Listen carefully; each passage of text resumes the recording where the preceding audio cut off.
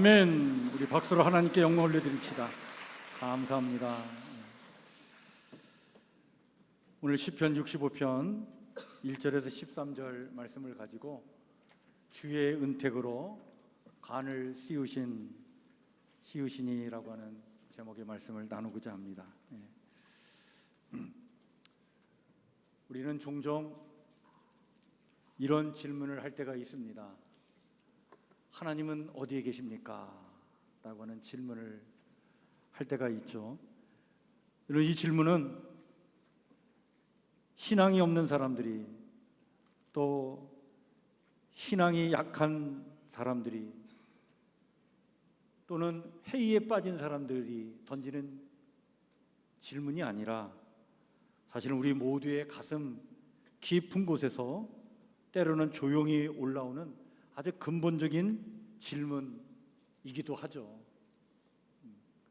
병상에 누워 고통을 받을 때, 기도의 응답이 없어서 마음이 타들어갈 때, 인생의 방향이 보이지 않아서 헤매고 있을 때, 우리는 정말 정직하게 하나님 앞에 이렇게 질문을 던지죠. 하나님 어디 계십니까? 이 질문은 때로 침묵처럼 아주 무겁고, 때로는 외침보다 더 절박하게 우리의 내면에서 올라올 때가 있습니다. 사실 이런 질문은 하나님을 찾고 있는 우리의 영혼의 갈망이죠.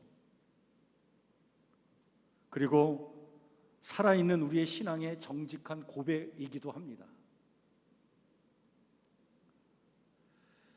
하나님 지금 어디 계십니까? 라고 정직하게 이 질문을 던질 때 이것에 대해서 답변을 해주는 시편이 하나 있습니다. 그 시편이 바로 시편 65편입니다. 우리가 지난 한 주간 시편 말씀을 통독을 했는데요, 시편 65편은 이 질문에 대한 응답입니다. 하나님 어디 계십니까? 라고 할 때 하나님은 여기에 계십니다. 대답을 하고 동시에 그 하나님은 이런 분이십니다. 라고 응답하고 있는 내용이 시편 65편의 전체 내용입니다. 크게 세 파트로 나눠져 있는데 1절에서 4절에 보면 하나님은 성전에 계시다라고 노래하죠.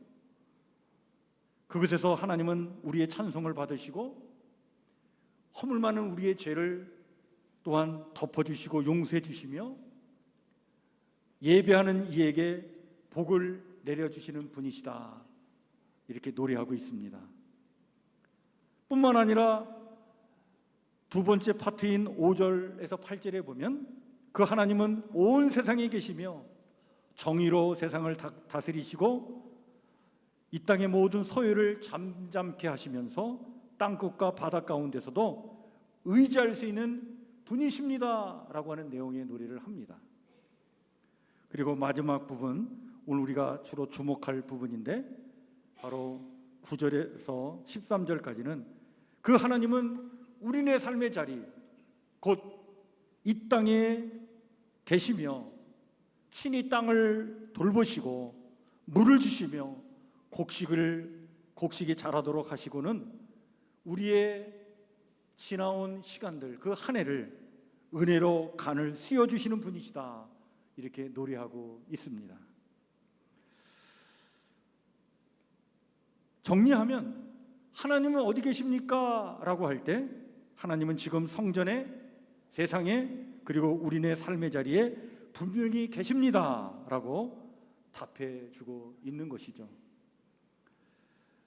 먼저 1절에서 4절까지 하나님은 성전에 계십니다 라고 하는 것은 하나님은 오늘도 우리가 예배 드리는 이 예배 자리에 함께 하신다는 거예요. 이곳에서 우리의 기도를 들어주십니다.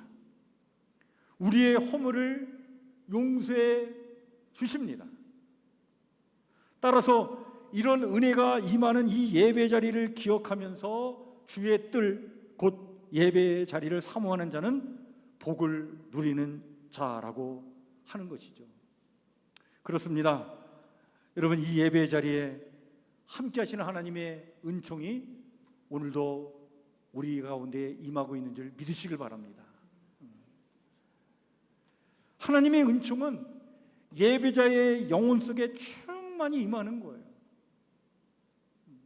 그 하나님을 만나시길 바랍니다.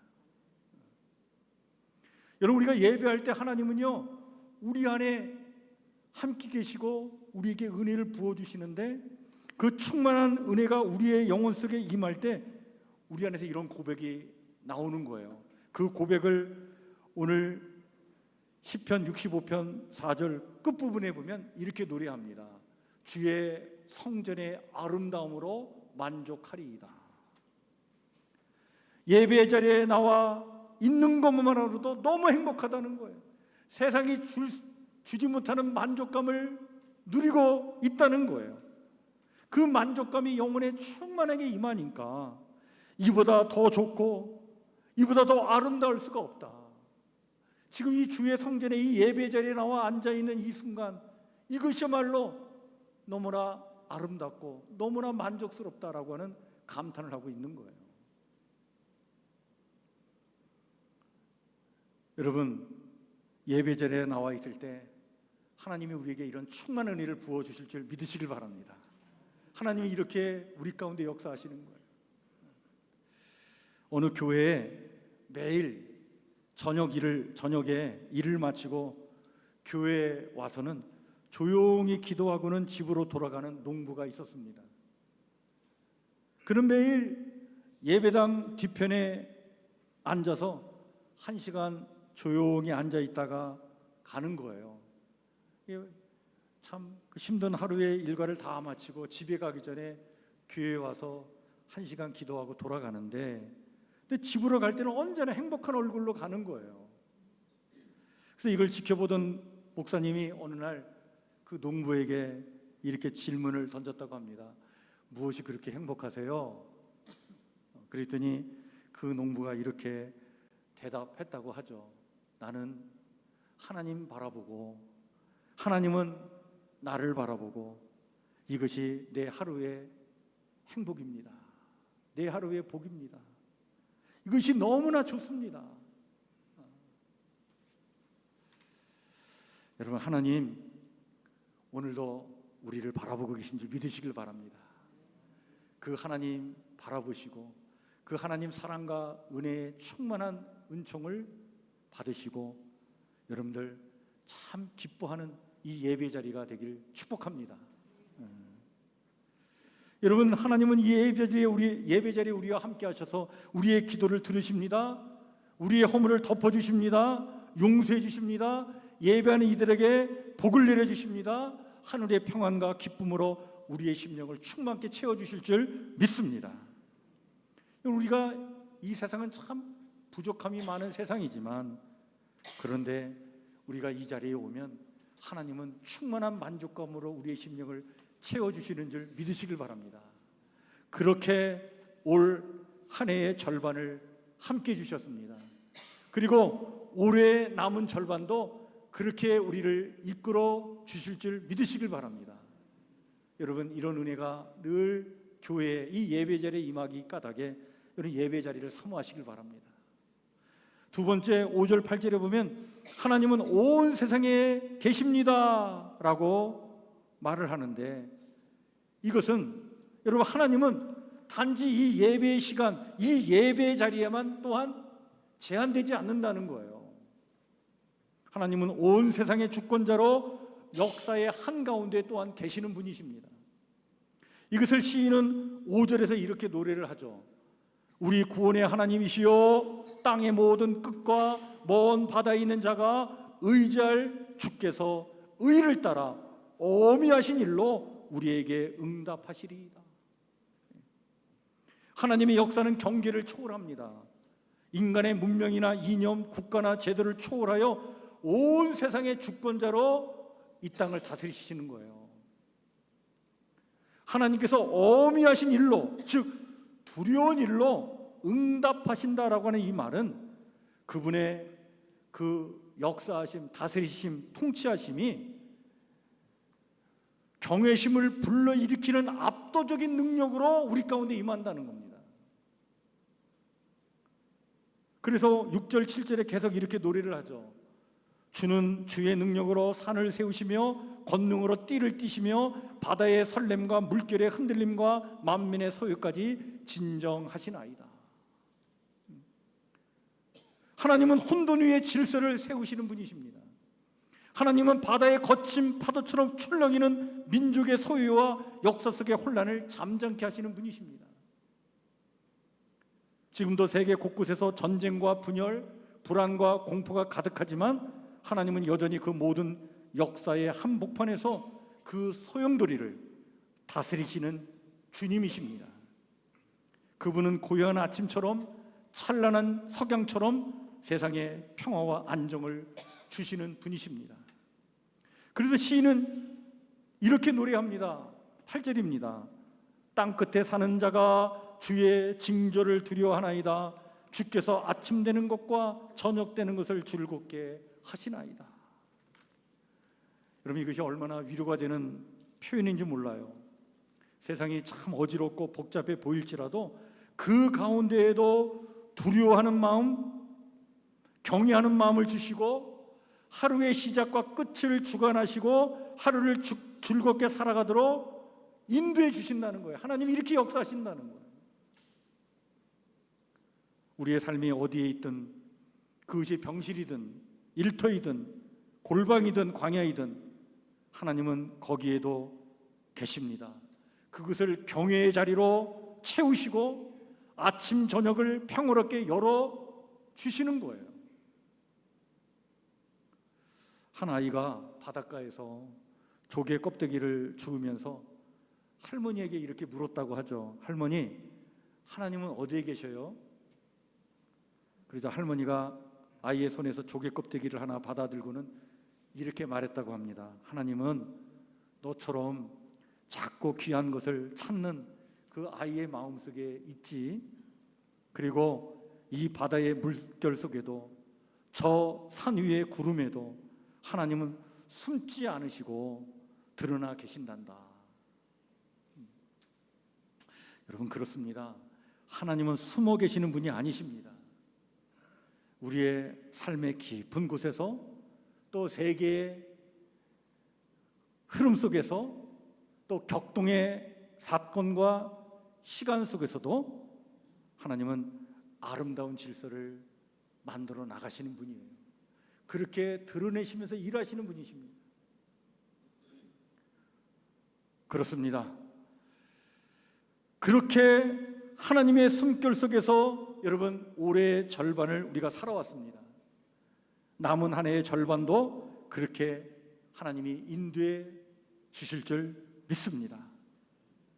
여러분, 너무 세상의 일로 두려움과 염려와 걱정, 근심에 사로잡혀 살지 않기를 바랍니다.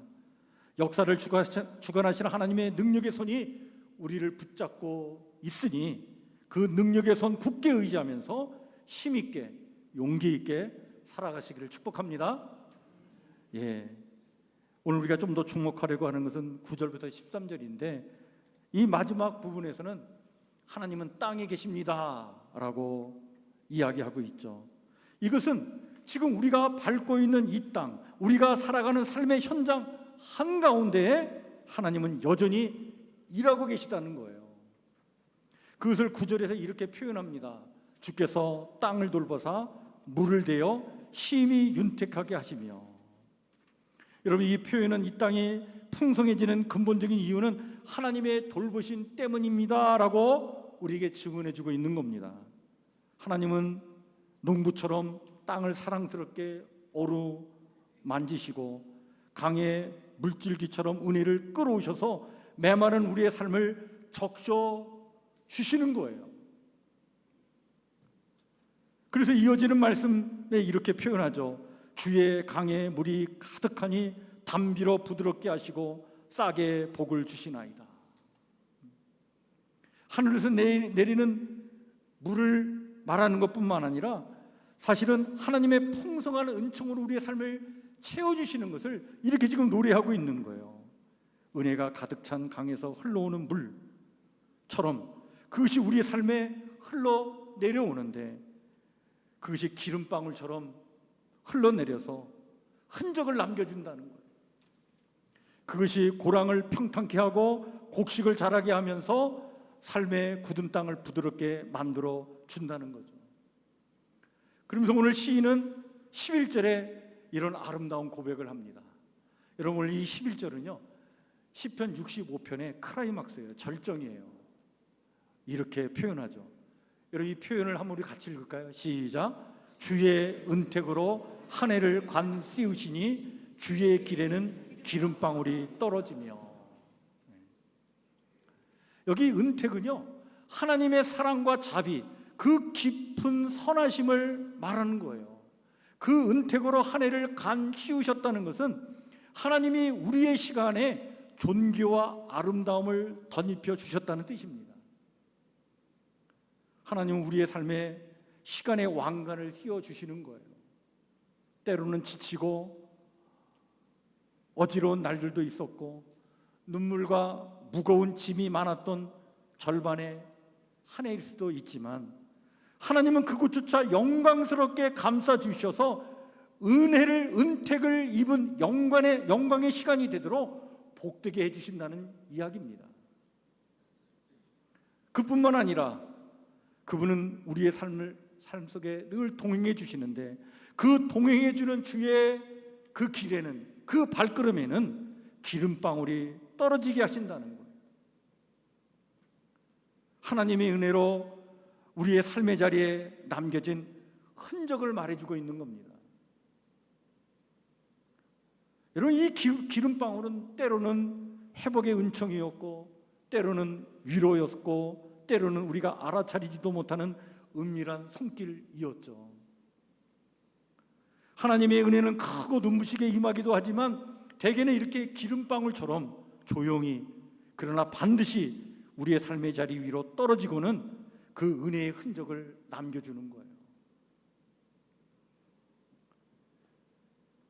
그렇게 해서 결국에는 우리를 어떻게 이끌어 가시느냐, 오늘 이 13절에 이런 고백을 합니다. 초장은 양떼로 옷 입었고 골짜기는 곡식으로 덮였음에 그들이 다 즐거이 외치고 또 노래하나이다. 기름방울 같은 은혜로 우리의 골짜기를 곡식으로 채워주시고 광야를 초장되게 해주셔서 결국에는 기쁨의 노래, 감사의 노래, 그 찬양의 노래가 우리의 삶 속에 흘러나오도록 하나님이 우리를 이렇게 인도해 주신다는 거예요. 어느 목사님이 맥주 감사 주일에 설교를 하시면서 이런 진솔한 고백을 하셨다고 하죠. 지난 반년 동안 감사를 잊고 살았습니다. 그러나 오늘 아침 햇살을 보며 깨달았습니다. 저는 매일 아침 은혜의 관을 쓰고 있었던 것이었습니다. 다만 고개를 들어보지 못했을 뿐입니다. 여러분, 이 고백은 곧 오늘 시편 65편의 고백이기도 한 거예요. 하나님은 이미 우리의 삶에 은택의 관을 씌우셨고 기름방울로 함께 하셨습니다. 여러분, 이것을 꼭 기억하시길 바랍니다.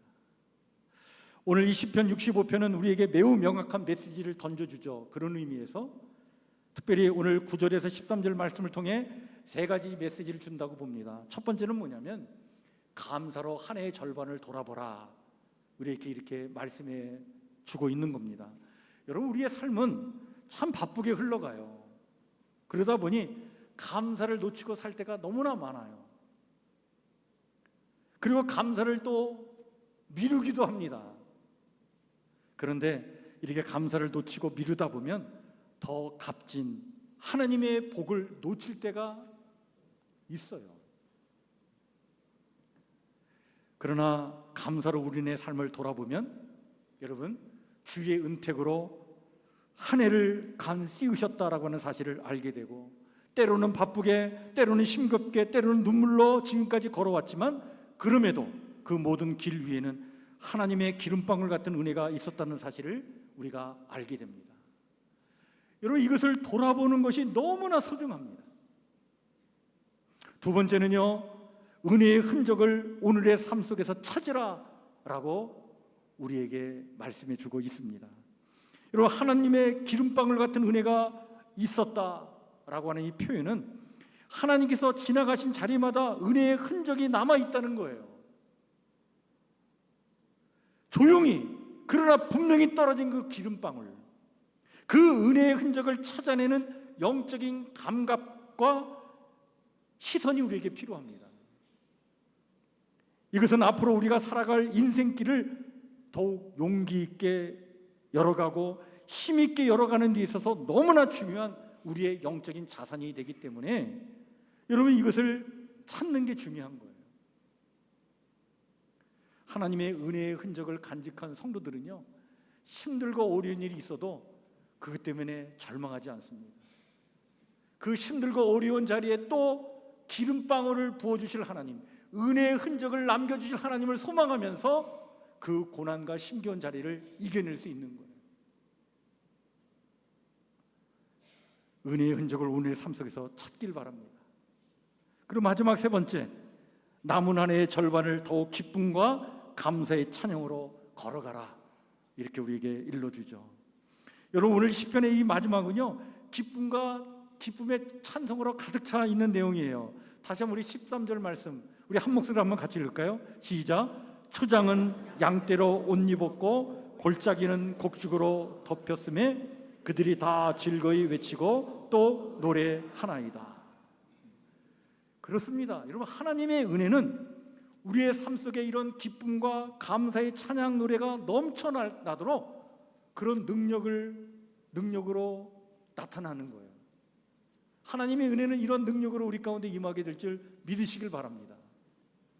그런데 또한 여러분, 그뿐만 아니라 기쁨과 감사의 찬양이 있는 곳에 하나님은 또한 하나님의 은혜를 더욱 넘치게 우리 가운데 부어주시는 역사로 우리의 삶을 이끌어 가실 줄 믿으시길 바랍니다. 우리는 은혜로 씌운 관을 머리에 이고 기름방울이 흐르는 길을 따라 걸어왔습니다. 그리고 앞으로도 한 해의 남은 길을 기쁨과 감사의 찬양으로 걸어갈 때 더욱 영광된 은택의 관을 씌워주시고 기름방울 같은 은혜의 흔적으로 우리와 함께 하실 하나님을 우리가 더 깊이 만나게 될 줄 믿습니다. 여러분, 세상은 아직도 혼란스럽고 우리 삶엔 여전히 풀리지 않는 문제도 남아있지만 하나님은 여전히 우리의 삶의 자리를 돌보고 계십니다. 그러니 두려움, 절망, 낙심, 부정적인 생각들이랑 다 던져버리고 하나님 자녀답게 찬송과 기쁨과 감사의 걸음으로 당당하게 올해 남은 시간을 걸어가시기를 축복합니다. 여러분, 우리 찬양의 노래 중에 이런 노래가 있어요. 주 은혜임을 이라고 하는 찬양의 노래입니다. 이 가사가 좀 보이나요? 내용이 이렇습니다. 주님은 나의 모습, 나의 상한 마음, 눈물, 외로운 마음을 다 아신다는 거예요. 그런 나의 연약함을 아시는 것뿐만 아니라 주님은 당신의 사랑으로 우리를 채우시고 은혜로 삶을 힘있게 세워주시고 세상 소망 다 사라져가도 끊임없는 주의 사랑으로 함께해 주시며 살아가는 모든 순간이 주의 은혜임을 알고 믿도록 인도해 주신다는 것입니다. 여러분, 이 찬양의 노래가 이제 올해 남은 시간을 여는 우리의 신앙 고백이 되길 소망합니다.